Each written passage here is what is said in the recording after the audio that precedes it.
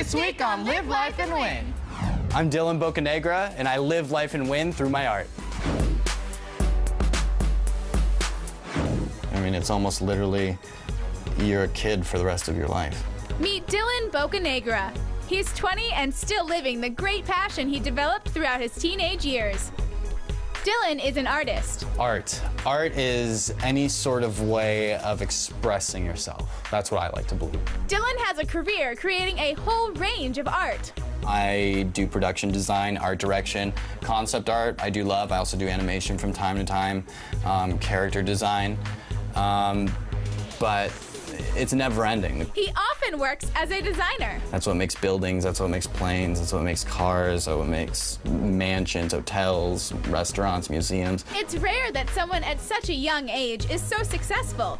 Here's just two of Dylan's accomplishments. First, a restaurant bar that a client wanted to renovate. He gave me a couple little pencil sketches and he said, how can we turn this into something that's 3D that you can kind of rotate, that everybody can understand, because not everybody's going to be able to read this. So I took that and I went into a program called Google SketchUp and I did this little SketchUp model. Then you take it from this 3D program and to make it available so that way everybody can read it, you turn it into a bar in a full illustration, which is what I did. And there was the commission to do a portrait of California's then First Lady, Maria Shriver.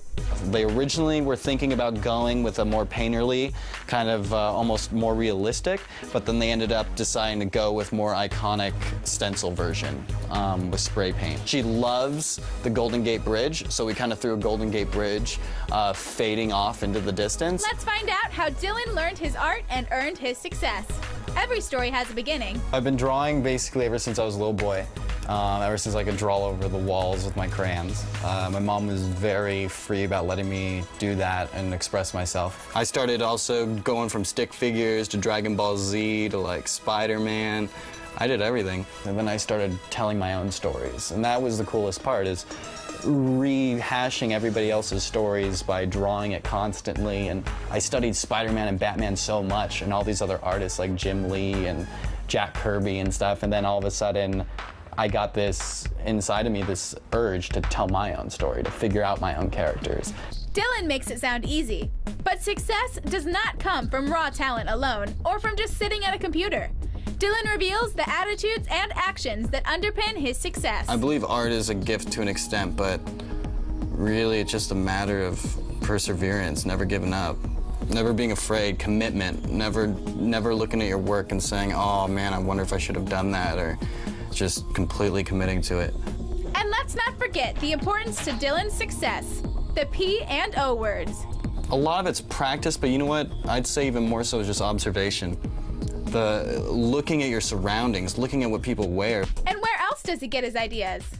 I usually really like to go to museums too, and anything that I could learn from. So going to plane shows, car shows. I'm always taking mental notes for my visual vocabulary, so that way when I'm drawing, I have stuff to pull from. Dylan shows us one technique he learned from studying other artists. You learn these little things. Soft indicates something cute, something cuddly, something you want to put yourself against. Sharp edges, triangles, square hard edges, and something you kind of want to stay away from. Dylan has been drawing for 16 years. Could it all have been so easy? Like any important endeavor, surely there must have been challenges and obstacles. I'd have to say the hardest part is keeping the same imagination like a kid, because as you grow older, you're constantly told what couldn't be done, what can't work, oh, this doesn't make sense, it's not realistic. But really, when you're a designer, the best ones are the ones who have the biggest imaginations and stay like kids. You'll see my entire Lego collection inside the bedroom that I have. There was a time when Dylan wanted to give up. I didn't want to do art anymore. I ran into a brick wall. I thought, you know, I can't make money at this. I don't want to be a starving artist. I just kind of don't want to do art. So my mom said to me, well, if you don't want to do art anymore, at least do one big thing before you just decide to stop. And so I decided I want to do a mural of sorts. And at the time, Indiana Jones and the Crystal Skull was everywhere. And I grew up on Indiana Jones. I watched those tapes over and over and over. After completing the mural, Dylan stuck with following his dream. But along the way, there were other hurdles to overcome.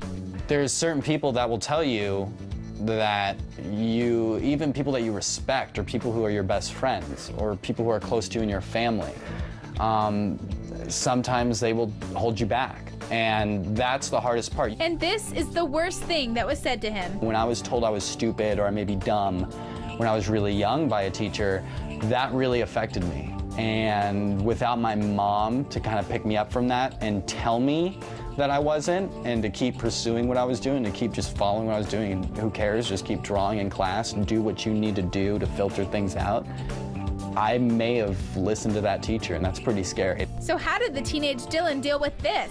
You have to know how to separate somebody else's opinion versus what's fact. And the fact is that I'm an artist, and I'm never going to stop.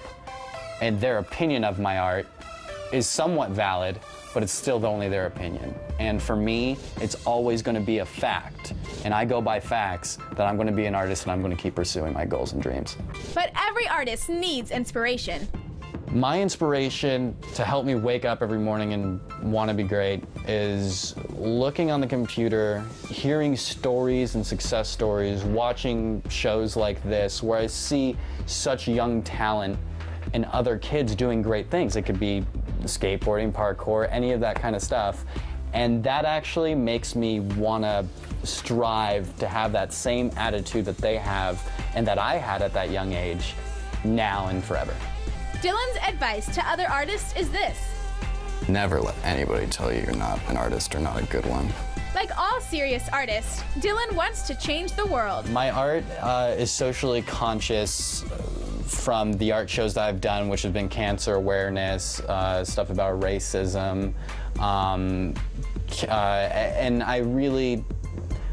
I have a side of my art that is movies and video games, which is more entertainment, but I also constantly wonder, well, how am I going to make a change in the world? And I have this gift, which is drawing, and I've worked at it for a long time, and I feel that sometimes the best ways to exercise that gift is to help others out and to use your art to do so. And here is why this artist likes to help others. Because the feeling you get afterwards, you can't put a price on it, there's no dime or money you could put on it. A payoff, you take money and you go and spend it. When somebody looks at you and is really thankful and they have tears in their eyes, or they're just so happy to receive this piece.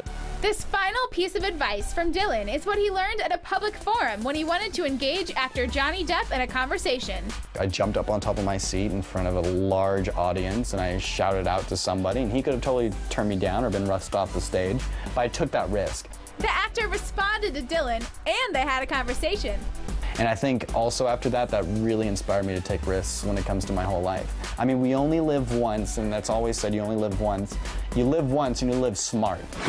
All artists have to be independent in spirit, and Dylan shows the positive attitude and strong self-belief that underscore his inspiring success. Well said, Madison. Someone we can all learn from.